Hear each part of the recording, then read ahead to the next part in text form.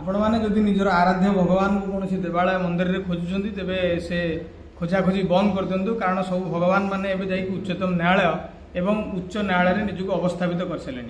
देखो घटना एमती राकेश दलाल नामक जड़े व्यक्ति आवेदन करते बारंबार आवेदन करते बर्तमान आवेदन उच्चतम न्यायालय थिला जे विश्व प्रसिद्ध खजुराहो परिसर रे जो जवाहरी मंदिर अच्छी से विष्णुंकर एक छिन्न मस्त विशाल प्रतिमूर्ति अच्छी तांकर आवेदन थिला जे भगवान विष्णुंकर जो मस्तक छिन्न हो जाइए तार पुनर्स्थापित करा जाऊ एवं रिस्टोरेशन कामटा सरकार तरफ करा जाऊ किंतु आमर जो खंडपीठ थिला प्रधान विचारपति खंडपीठ बीआर गवाई थिले एवं विनोद चंद्रन से सी गोटे टिप्पणी देले जे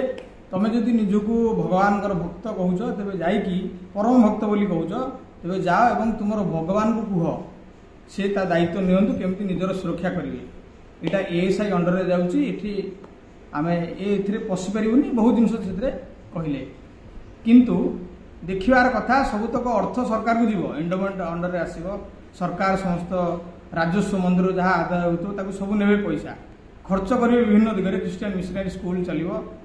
सार्वजनिक जिनस करा किसी असुविधा नहीं किंतु जिते मंदिर रक्षणाबेक्षण कथा आसो से प्रति सरकार न्यायालय समस्ते हाथ टेकिदेवे कि एएसआई कथा कह कि एंडोमेंट कथा कह तेरे कथा हूँ ये जो धर्म निरपेक्षतार चादर घोड़े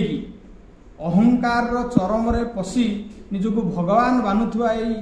न्यायमूर्ति माने थे भूमिस्थ हूँ एवं प्रश्न पचार आवश्यकता रही ट्रांसपेरेन्सी कथा कहते अकाउंटेबिलिटी कथा कहते सबुठ करप्ट संस्था जदि किए अच्छी यही